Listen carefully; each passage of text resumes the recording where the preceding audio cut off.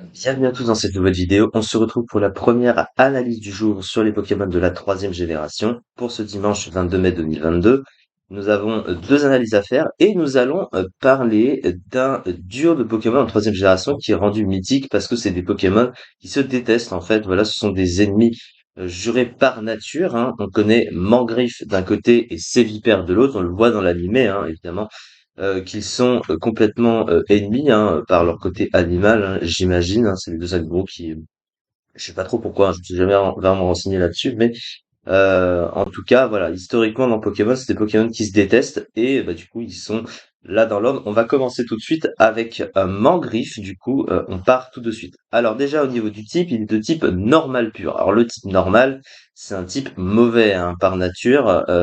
Voilà, c'est même, on peut le dire, un des pires types du jeu, voire presque le pire type du jeu, parce qu'il apporte juste rien en termes de synergie défensive ou offensive. Hein. Il n'a qu'une faiblesse au type combat qui est extrêmement gênante, hein. Une immunité spectre et pas d'autres résistances à côté.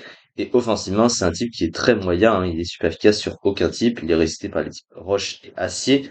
Alors même si le type roche n'est pas un type incroyable, bon, ça reste quand même un type qu'on voit hein, dans les soutiens aussi notamment.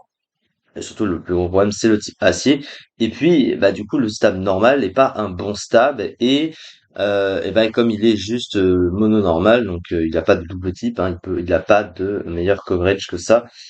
Il aurait pu profiter peut-être d'un double type que juste du type normal, hein, surtout pour un Pokémon offensif.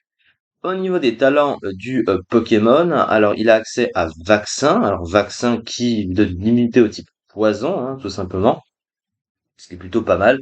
Mais après, c'est pas mal, surtout que quand tu veux pas te faire empoisonner, voilà, ça te retire un statut qui est très dangereux. Mais son autre talent est très utile. Hein. C'est d'ailleurs le seul à avoir ce talent, donc autant s'en servir. Hein. Il s'agit de Rage Toxique, je crois que ça s'appelle comme ça en français, qui est un talent unique. Hein. C'est le seul à avoir ce talent et c'est une sorte de cran en fait sur le type poison.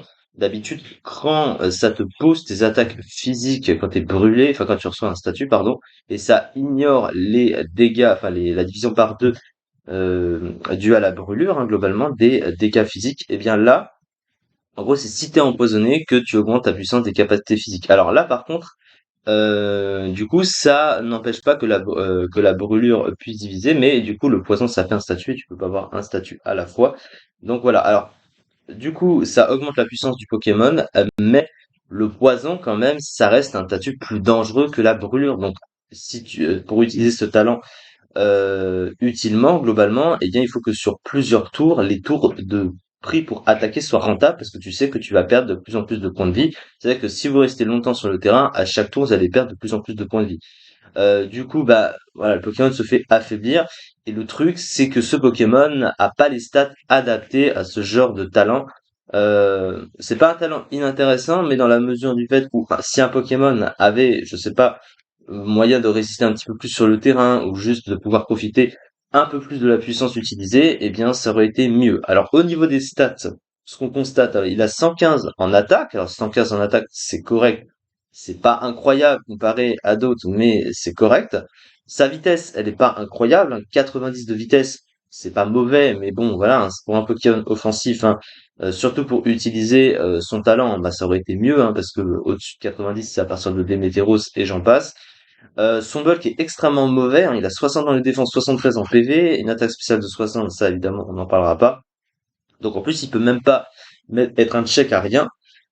Puisque c'est type normal, il a pas de bonne résistance, enfin il a juste l'immunité spec, donc il peut venir sur aucun type vraiment, et sur aucun Pokémon en général, parce qu'il a un bulk extrêmement mauvais. Donc en fait, il peut rester sur le terrain. Déjà, pour activer le boost toxique, bah tu mets l'orbe toxique en général, et il faut un tour, mais même un tour, c'est trop peu suffisant pour lui, parce que bah il a un bulk nul. Hein. Donc il va très peu tanker, il va très rapidement se faire tuer sur le terrain. C'est un peu à l'image de Ursaring, sauf que Ursaring, du coup, il est lent, voilà, donc déjà il a du mal à se placer sur un tour, mais en plus derrière, il faut qu'il dépasse le Pokémon pour taper, et bah lui, pour le coup, même s'il a une petite vitesse, bah ça ne suffit pas. Alors il a accès à des options de move pool quand même, un peu à l'image d'Ursaring, hein. Il a des attaques offensives intéressantes, il a les points élémentaires, il a close combat, il a même sabotage, hein, qui est très pratique à ce niveau-là, surtout pour un Pokémon offensif. Il a accès à poursuite, alors il n'est pas revenu hein, dans épée et bouclier, il a accès à Poison Jab, Rock Slide, Dance Slam aussi, il peut se booster avec ça.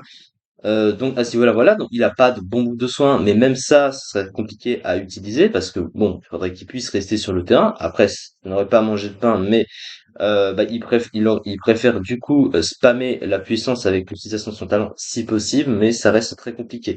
Mais la problématique du fait, c'est que les Pokémon de type normal sont de toute façon très mauvais, hein.